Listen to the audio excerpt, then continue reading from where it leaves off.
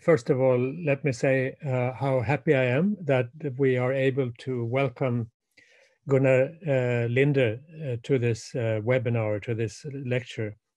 Gunnar Linder is a unique person. He's a master of Shakuhachi, which is not something that you just attain without year-long studies, and I believe also very hard studies. And you don't have many Westerners in the world that can play the way he does. And he has also been recognized in Japan for his skill and for his knowledge. So I'm very, very happy to welcome Gunnar Linder to this lecture, this webinar, to this concert, whatever you call it. And it will be unusual, but it will be, well, you will see. So now I give the word to Gunnar. Go ahead, please. Okay, thank you very much, Lars, for that introduction. Yes, it was hard work. It was also fun work. Not always easy and sometimes extremely frustrating. I came to Japan in 1985 as a backpacker, and soon after that I happened to encounter this instrument. I was introduced soon after that to the top player in Japan, a living national treasure, Yamaguchi Goro, with whom I studied until he passed away in 1999. And I continued my studies from then on myself as well, and within that guild that I belong to.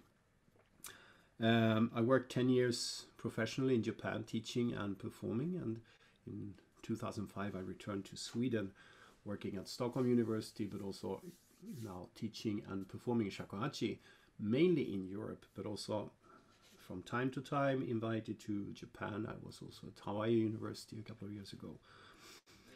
So I've been playing shakuhachi for some 35 years, and I will give a brief introduction to the instruments, and then I will bring up some points that I have encountered as rather central to the shakuhachi, and I think also to other traditional arts of Japan.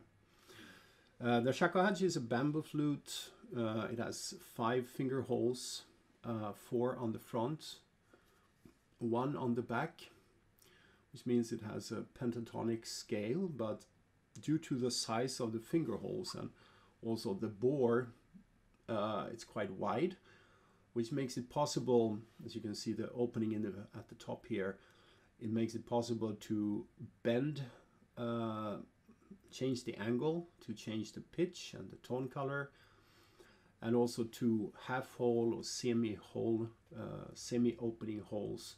So use a lot of fingering techniques, your neck, your embouchure, your breath, to change both pitch, tone color, and dynamics.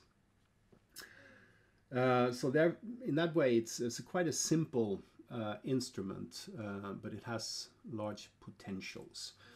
The instrument has an origin in China, of course, and also it came to Japan. There are still some samples left from 750s that came from the Korean Peninsula as a present to the Emperor of Japan at the time.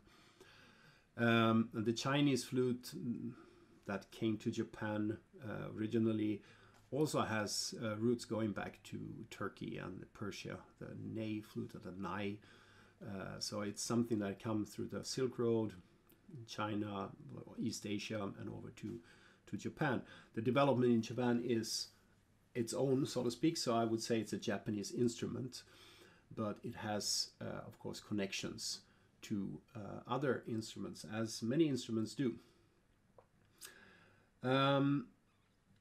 It has been used as a musical instrument for a long time, since it came to Japan in the 17th, 18th, and up to the late 19th century. It was performed officially only by monks belonging to a certain Rinzai Zen sect.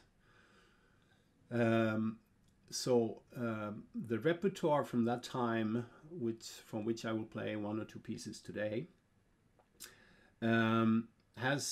it's either meditative or it has expressive of nature or aspects like that. These monks were not real monks. Actually, they were ronin, samurai monks, who found a way to live by playing the shakuhachi. They have their own regulations, which clearly states that being a monk of this kind, they were called komeso. That's a refugee for masterless ronin hideaway, and it also states that they should behave as monks, but never forget in their heart that they were actually samurai. So, but through their hands, and they did pilgrimages all over Japan. They had temples all over Japan, and this repertoire of pieces developed. So that's short. And then in the Meiji Restoration, late 19th century, that sect and these monks were abolished, and after that it has become again a purely musical instrument, even though many of the pieces have a meditative character. Nowadays it's also used in pop music, rock music, jazz music. I performed with orchestras myself. So it's used in a variety of music forms. Today I will stick to the more traditional styles and talk a little bit then about what I see as central aspects of the aesthetics, maybe of the shakuhachi. So I will show a presentation and talk for maybe 20 minutes, and then I will play some, and I'm sure there will be room for questions after that. So let me start with what I call my 5 key concepts. Come in a bit strange order here, I see it, but I've sometimes doing these lectures say there are 5 holes to the shakuhachi, so you can see the 5 concepts. The shakuhachi, as I said, it has 5 holes, so you can get a pentatonic scale.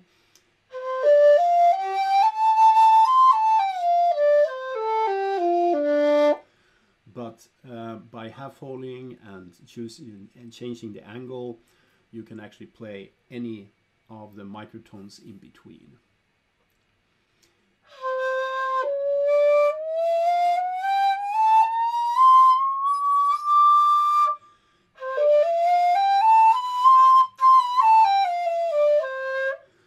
So there's a lot of possibilities in this instrument, and it has a wide array of timbre, of texture, of color that is difficult to get in other flutes, as far as I know. I will go through, I'll talk a little bit about these 5 key concepts, and I will sometimes also connect it to other forms. I know that Dr. Vargö is a translator of haiku, but actually included some haiku as well. This is not my special field, but I think there are connections between various forms of art from this time. First of all, then, the single sound, the focus on a single tone. This is very, very important. Even though it is a modern concept, you have this concept. It's kind of an invented tradition. But this is saying you have ichion jobutsu. In one sound, you become a Buddha. And this concept, as I said, it's not that old. This is like a reinvention of this connection of the shakuhachi to to Buddhism. But it does entail a lot of truth, what it is important. The single tone. My teacher always said, treat every tone like a treasure. And that is very, very important in one tone, and the multitude of possibilities of expression in that single tone is very, very important. And here, of course, the meaning is simplicity in the best sense, so to speak. But you have like the simplicity in the tea room, a stroke with a writing brush.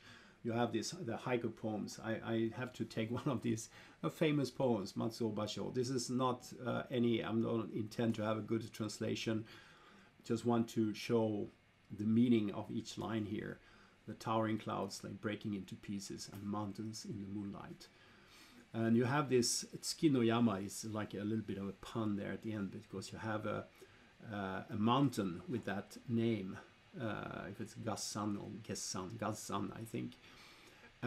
So in this poem, he's also including a geographic position.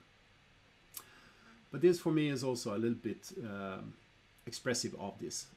It's a single word. It's the single word that kind of makes it. Here you have the moonlight shining over the mountains and the mountains above. You create this expressiveness in a very simple, with very simple tools in a way, which is quite difficult to make such a big world with so few words. So in a way, I think this is similar to, as you have also in the tea room, the simplicity. You know, the tea room that was kind of started up by Sen no Rikyu at the late 16th century, to have this stripped from almost any ornamentation.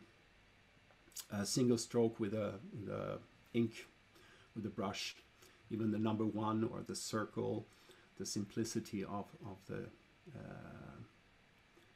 single unity, so to speak, something a singleness is very, very central. The next concept, tone color. This is also, of course, a few key concepts. It has to do with the suggestiveness. The verbs like honomekasu or renso suru, associate. It creates implications and associations that are woken up. Again, of course, this is something that is not the least common in poetry. Rather than to state things clearly, you can imply things and thereby create certain suggestions. And even in of course, in the traditional music, but also in, for example, the theater or the stage arts. I'm thinking of Chikamatsu Monzaimon, who was the great dramaturg of the late 17th, early 18th centuries for the puppet theater, also for the kabuki theater.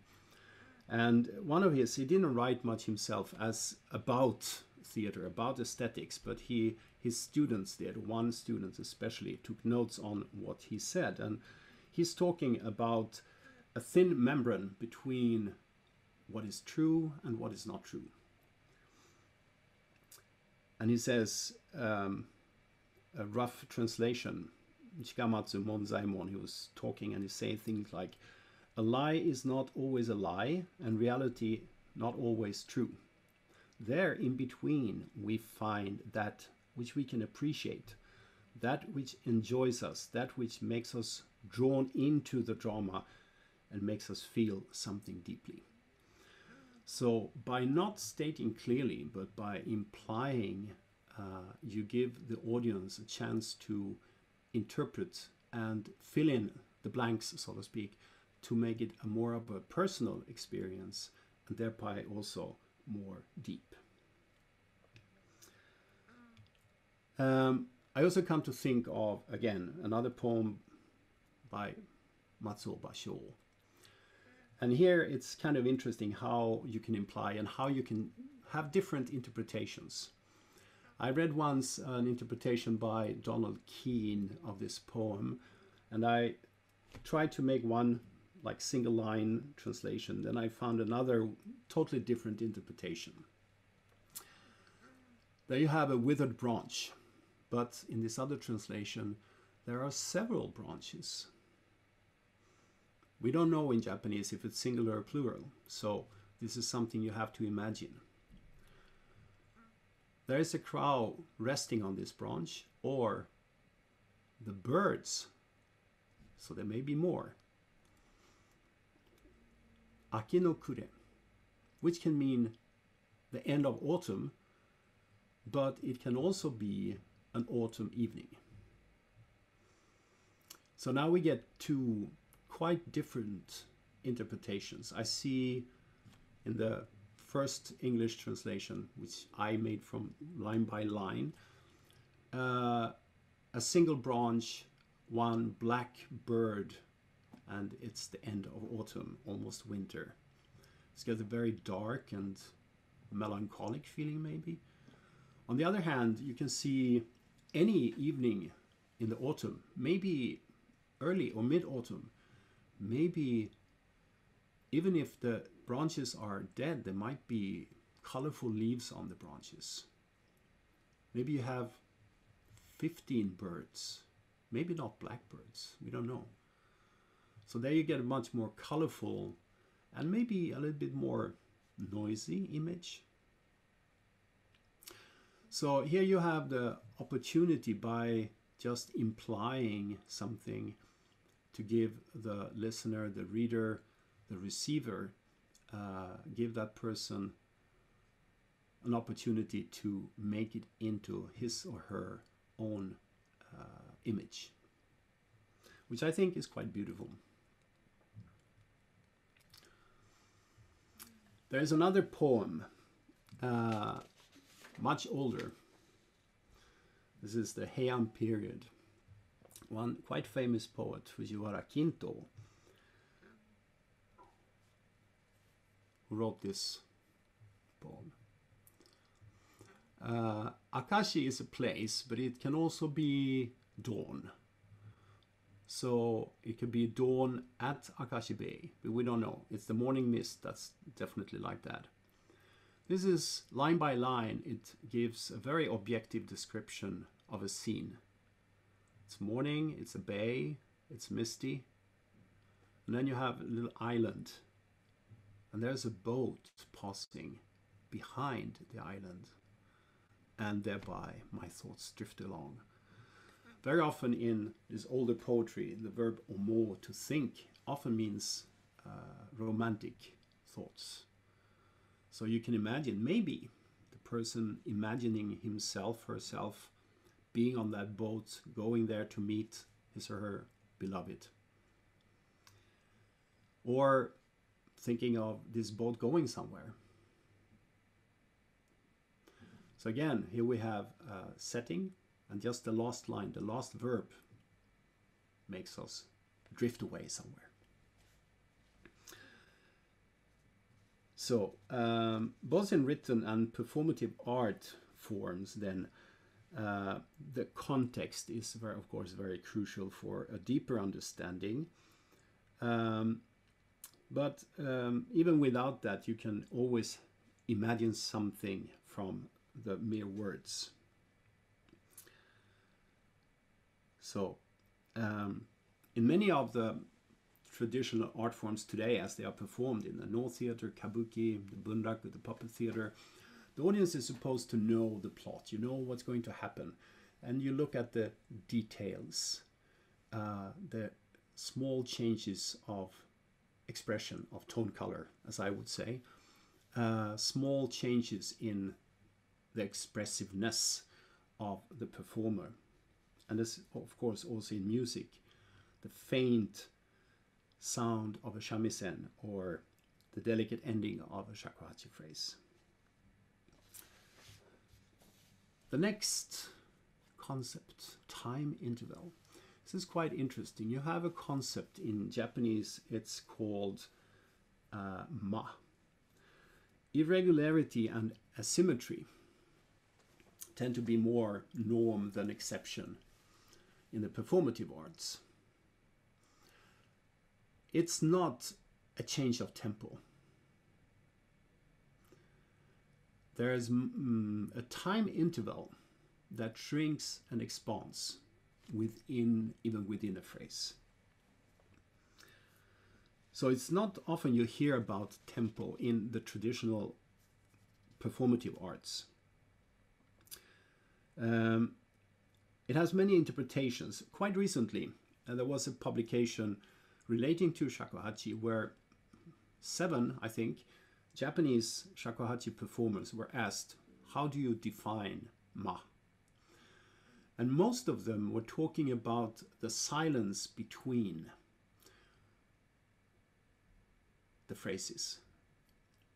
But in, for example, in the theater forms or in other ensemble music, you often talk about ma as a time interval between two notes, or the extension of that sound, how it expands.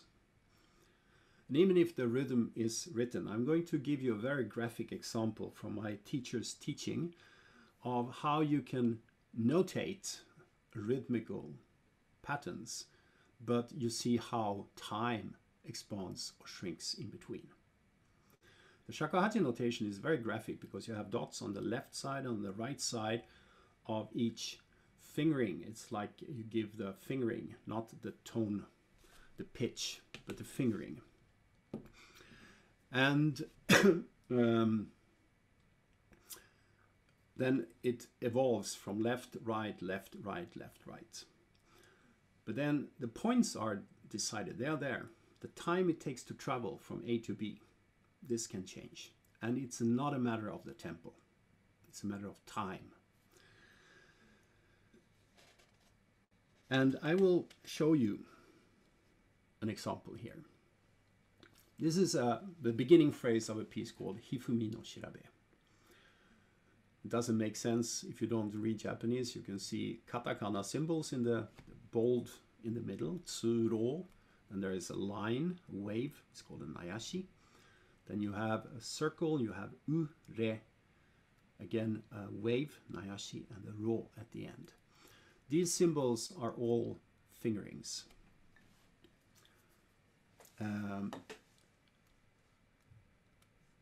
But if we mark, you have the name of them, the glissando is the nayashi, is like a glissando. You lower the pitch, you can, I've written in here, you lower, you add a tsu, etc. You can see the flow of the music here. Now I'm going to mark the points. And you can see it goes from left to right, A to B, and then you have a virtual point on the left, which is C. Then you go to D, which is the first beat mark. You see these little strokes. You have to go back to the back side and then to the front side and to the right side again. You have the second beat mark. And then you go back to the left side where that first phrase ends. And it's the same in the second phrase. It's a bit longer. A, B, C, D, E, F, G, H, I. So the points are there. The time it take to move from one point to the other is not the same. My teacher was teaching actually by clapping these dots and at the same time singing, because these are syllables and I would be playing. Then usually we also play the part together once. But the teaching consisted of him singing. And I'm going to show you, it's one of his students, not me playing here, it's another student of his. But my teacher Yamaguchi Goro is playing. I need to make sure, by the way, excuse me, I forgot to check that this is actually, sound is on. I have to stop this sharing once, just to make sure that it's on. Excuse me, just 1 second. No, it wasn't so good.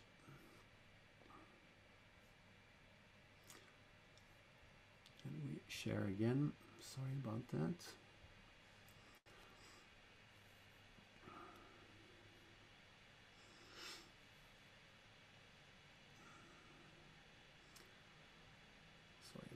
We have to go through this again, but the rhythm, so to speak, moves from left to right, left to right.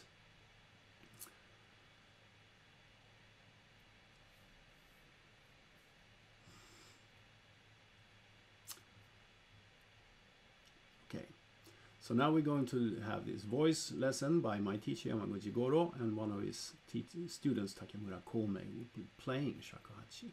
And I will try to indicate with these arrows again, so you can hopefully follow how the tone changes and the time it takes to move to the next dots.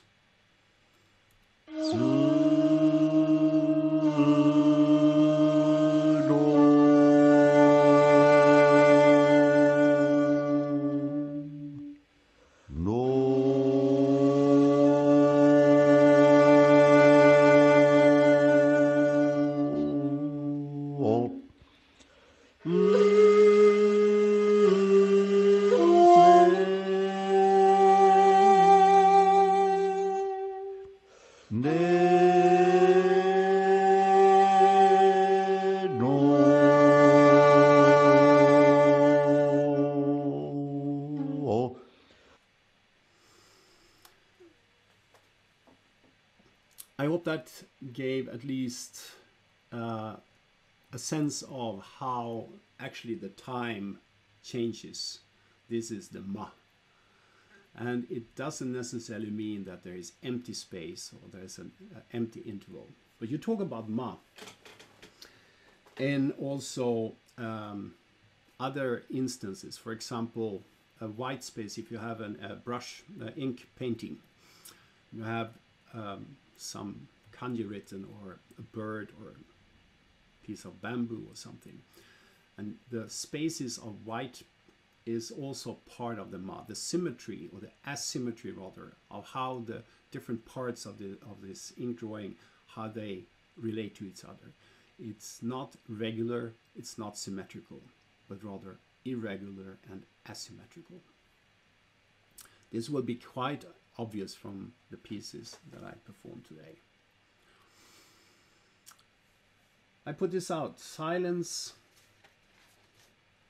in sound or of sound. I don't know which is better. It's almost silence, I would say. It's the kind of where the sound perishes, the subtle change of tone, a sound that is hardly heard. It's about to perish, and this is kind of the quintessential aspect, I think. So the beauty is not in silence per se, but rather in the faint moment between sound and silence, between the existence of sound and the non-existence of sound.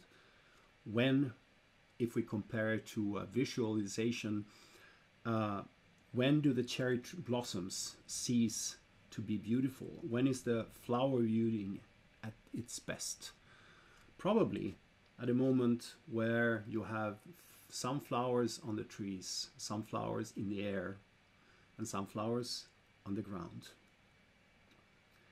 Here we have a transition, and I think this is the perishability or the transition from being into not being. So yes, this I find to be a very, very central part.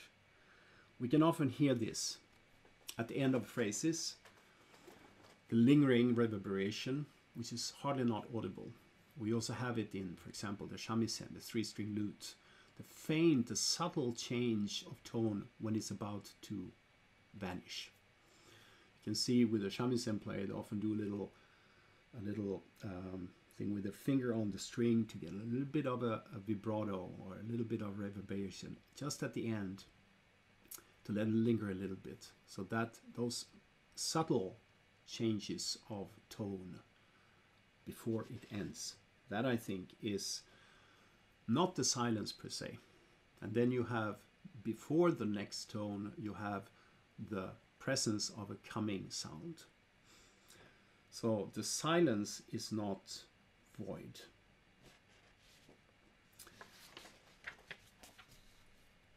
The last point here, or the last concept, is to do with form and content. Difficult aspect, I would say, but it's very important to talk about kata, which is, we have it in martial arts, you know, the kata in karate or something, but we also have it in the bo art.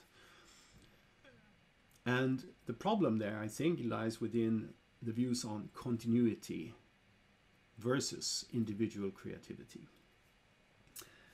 And there I have to refer to another great dramaturg, Zeami Motokiyo, who kind of created what we know as no theater today. He's talking about the flower as being a very good performance, but it has to be a good performance at this moment, in this context, with this audience, and this drama that is performed. And each performance, in the best of cases, it will be a flower. It will be a perfect performance. But it will be different. Each event will be distinct. Each event will never reoccur. But for Zeami, he was talking about not only the flower. He put a strong emphasis on that behind these, or in order to reach these beautiful flowers, to have these fantastic performances, they all come from one and the same seed. So this is the tradition for Zeami. He wrote many new Noh dramas at that time, but they were all, as he said, based on a tradition or something older. It was building on something. And here comes the kata in, I think. The continuity, the form that, of course, changes over time, but at a very much slower pace than if you had more of, as we would call it, individual creativity. So, tradition then seen within like this kata view of kata, it constitutes the very basis then for the possible expression or individual expression. So what you can see, the kata are the same, but the idiomatic expression of the player will be different. And here comes, of course, a potential change, but the whole basis for this expression is the kata. And what you learn, which I learned for many, many years, is a way kata. And then you have to deal with trying to make something out of these kata. And that's where you have to work on your own. My teacher I went through the basic training consisted of 108 pieces of quite long pieces. And it took some 12 years. We had 1 month, 1 piece, 1 month, 1 piece. Of course, you don't learn a piece of 30 minutes in a month. Every time I finished a piece, my teacher would say, now it's you who have to polish it. He was using the word polish, which actually meant you have to study it thoroughly, you have to play it many, many times, you have to make it your own. What I had learned was the basic structure. And from that point on, it was my job to make that into something that hopefully people would like to listen to. Time runs. I prepared some pieces that I was thinking of performing today. And I will start with a piece which is maybe not that old. It's actually from the 20th century, but it's structured very much like one of these older traditional pieces. I'm going to stop this sharing here. There. The piece is called Tsuki, moon. The moon in Japanese the poetry, it's a symbol of autumn, but it's also a symbol of serenity, clarity, insight. So this is the kind of feelings that this piece evokes for me.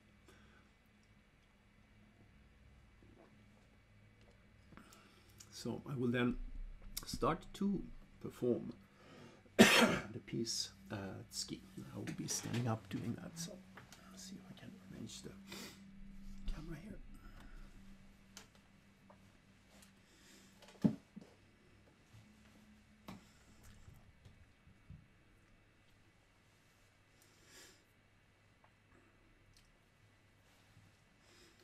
this piece should be somewhere around 4 or 5 minutes.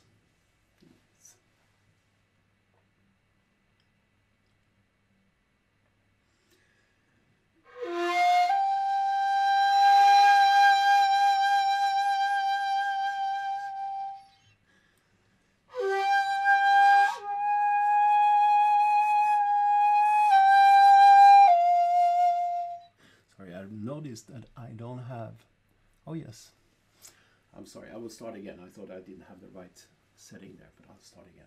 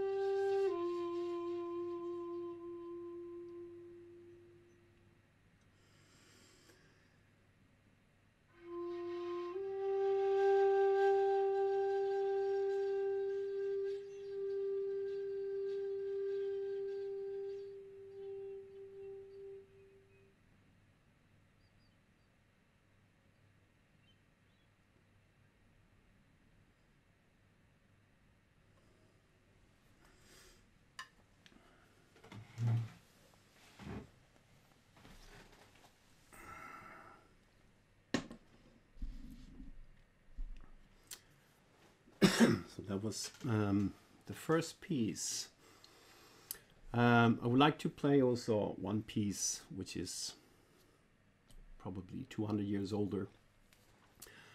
At least it did get its form, its structure in the middle of the 18th century. That piece is called, in Japanese, is called Shika no Tone. It means the far cry of the deer. So again, it's autumn.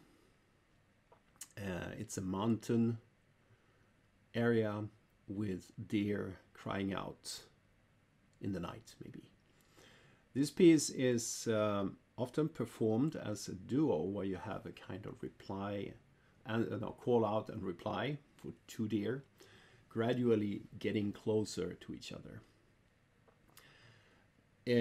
Some legend has it that this piece was used as a way to signal in warfare, as a kind of signal to other troops to move forward or draw back and retire. But this is legendary. We don't really know if that is the case and how it sounded if it was played in older times. I personally think, having studied most of the existing historical writings about the shakuhachi, I haven't been able to find any proof of that. Au contraire, so to speak, I think that the bulk of the pieces performed today started to develop at the late 17th century, not earlier than that, and developed, and most of the pieces that we know today probably came by during the 18th century. So this piece is even less melodic and less rhythmical. It's close to being onomatopoetic in expression. So it tends to evoke the image of deer crying in the mountains in autumn.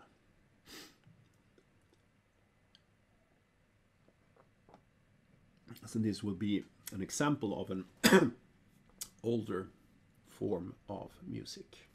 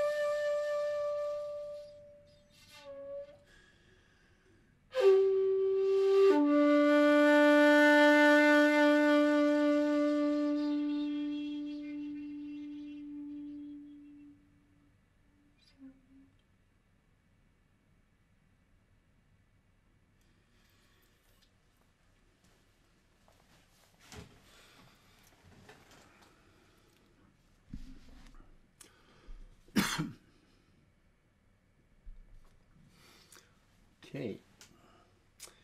So, I guess I can leave the word to the moderator, maybe, then? Mm-hmm. Well, first of all, thank you so much for your explanations and the pieces that you played for us. Very, very fascinating. We have some questions already, and if I may ask or quote them for you, and you've been touching on the answer to the first question. How long did it take to acquire the skill to play the instrument comfortably? Well, this is of course is a process. It's like how long does it take to learn to speak Japanese or any other language? As I said, I mean, in the shakuhachi world, you count somewhere between 10 and 12 years to do the basics, and that's when you can start. You can say you can stand on your own 2 feet, so to speak. But to play it so you can develop yourself little by little. In my case, when I teach beginners, to do the basic patterns to start to work on the real repertoire, it will take somewhere between 6 months and a year. In Japan, it's often said that shakuhachi is a very, very difficult instrument. I think all instruments are difficult. I do agree that the threshold value is maybe a little bit higher for shakuhachi because you have a wide variety of doing, like where you get a sound and where you don't get a sound. And since the bore is so large, it's easier to miss the point where the sound comes. But if you compare to playing a trumpet or a saxophone, it's not easy either. And of course, we all know it's not easy to play the violin. So it's all relative. I think that, as I said, wind instruments tend to have a higher threshold value. It's more difficult than to put your finger on a piano. You will get a sound. Also a question, the number of players in Japan, are they growing or are they disappearing? Well, it seems that it's not growing, the number of players in Japan.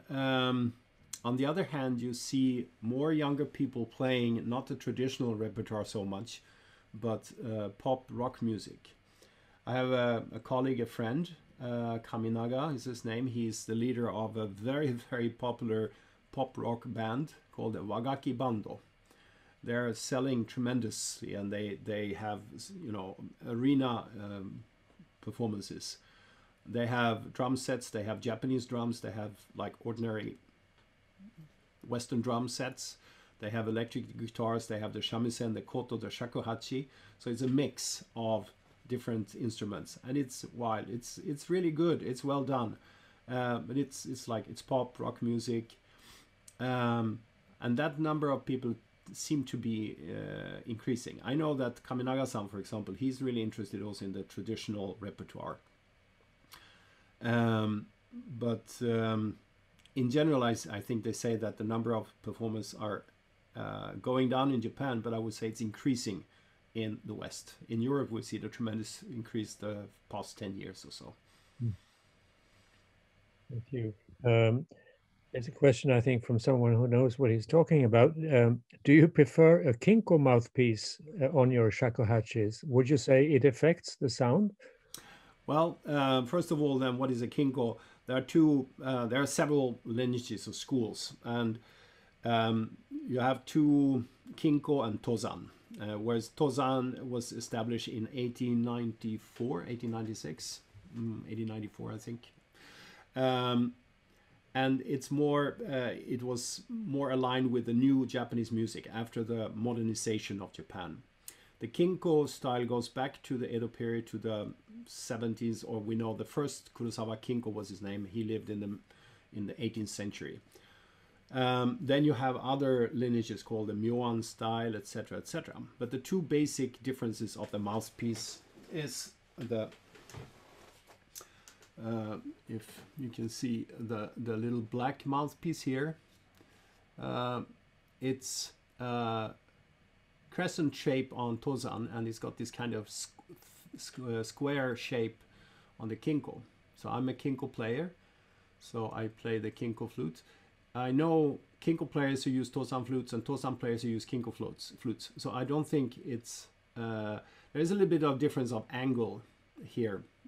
So you will need to hold the instrument slightly differently, but otherwise I don't think it has a big impact. Thank you. And let me read a question here from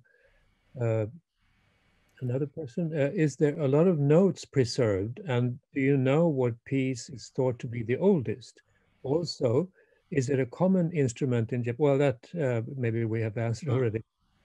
And is there any artist you recommend that use this instrument? And then she says, thank you for showing this. It's very beautiful and relaxing to listen to. Yes, thank you. Well, of course, I would firstly strongly recommend my teacher, Yamaguchi Goro. You can find on YouTube several recordings with him. I went to many concerts where you had the top masters and they played beautifully, and then my teacher came at the end and you were way above the clouds. It was a different dimension. So for me, I would strongly recommend that you listen to Yamaguchi Goro's playing.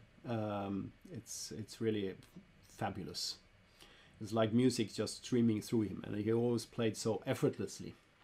There was no effort in his playing. There was no power. It was just pure music. What was the other? The notes and the pieces. Yes. The oldest extant notation for this kind of shakuhachi is there are some from the late 18th century and a lot more in the early 19th century.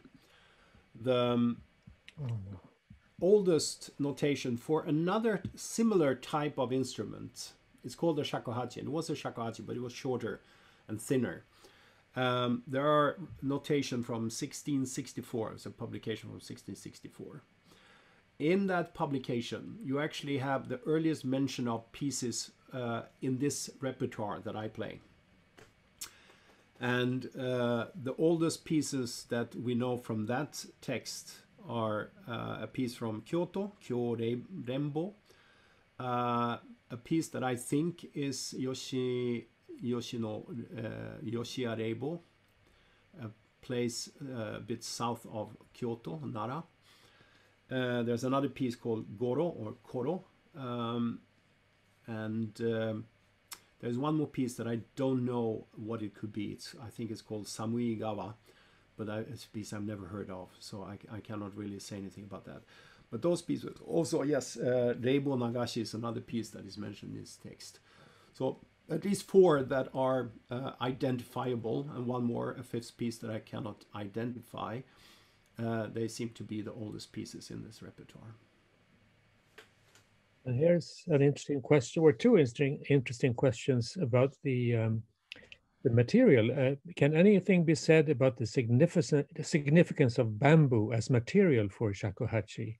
As a special meaning, spiritual, for instance, and also it seems that the end is always bent a little bit. Is it because it's taken from a special part of the bamboo? We can start with that. I mean, normally a shakuhachi is not bent at the bottom like mine. Mine has been growing on a slope. So you know the bamboo will always move straight up. Yeah. Straight up. So it's bent because it was on a slope. Normally it's straight all the way.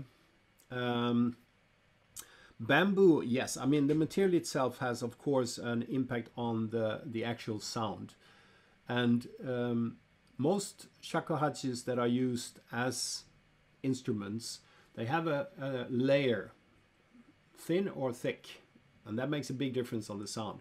A thin layer of a kind of a cement that kind of smooths the surface. And on top of that, you have lacquer to protect the bamboo, of course. If you don't have this layer of cement at the bottom, you get a softer sound, but it's also very difficult to tune the instrument perfectly. It's not so balanced. But you get a very soft and mellow tone. My instrument has a very thin layer of this cement to make it more, so you get a good balance.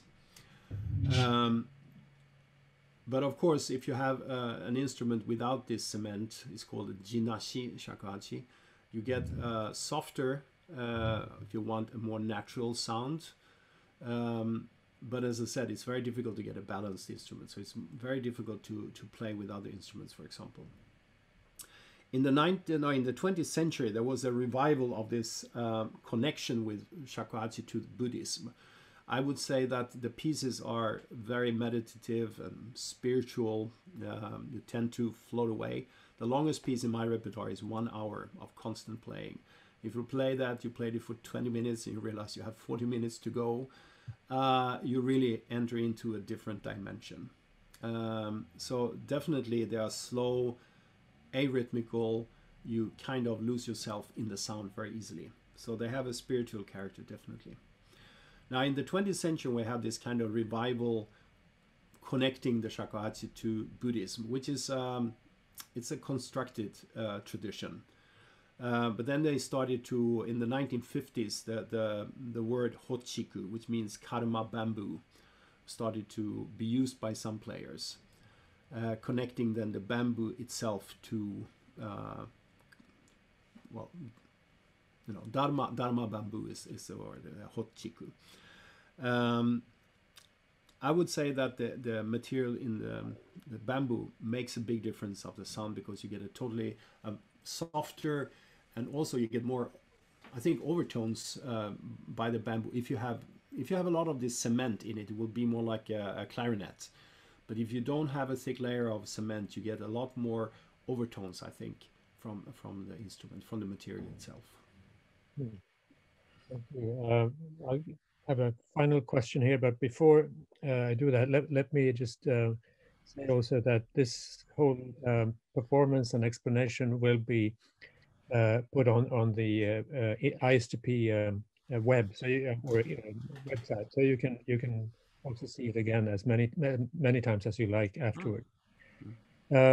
Final question: you mentioned that there are many players, or growing number of players in the West.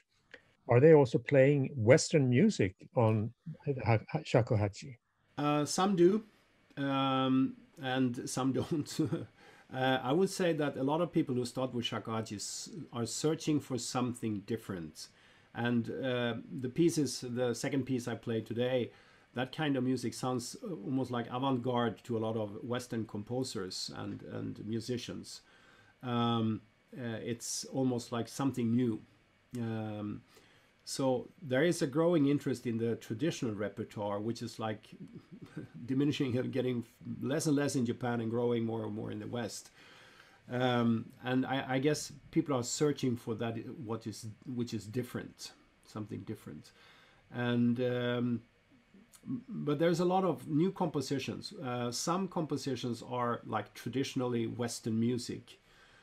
Some compositions are based on some kind of Japanese aesthetic. There's a famous, what's his name? November Steps. What's his name? A composer, Japanese composer. You know, he tried to compose pieces using the idiomatic expressions of the Japanese instruments, because there are qualities in the instruments that are not in Western instruments. So if you want to keep that quality, you cannot maybe... There are people who play Bach on shakuhachi, in Japan especially. And you can do it, but then you can think, what do you gain from doing it on a shakuhachi rather than a clarinet or a flute? So these are issues that are discussed quite a lot in the shakuhachi community. I don't know if that is a reply to the question, but in West, people play, I would say most people who start with shakuhachi are somehow interested in the traditional Japanese repertoire, but also wanting to try to use that in new settings. Thank you so much. We have already gone beyond our allotted time, and we have several questions left, but I have to draw a line somewhere.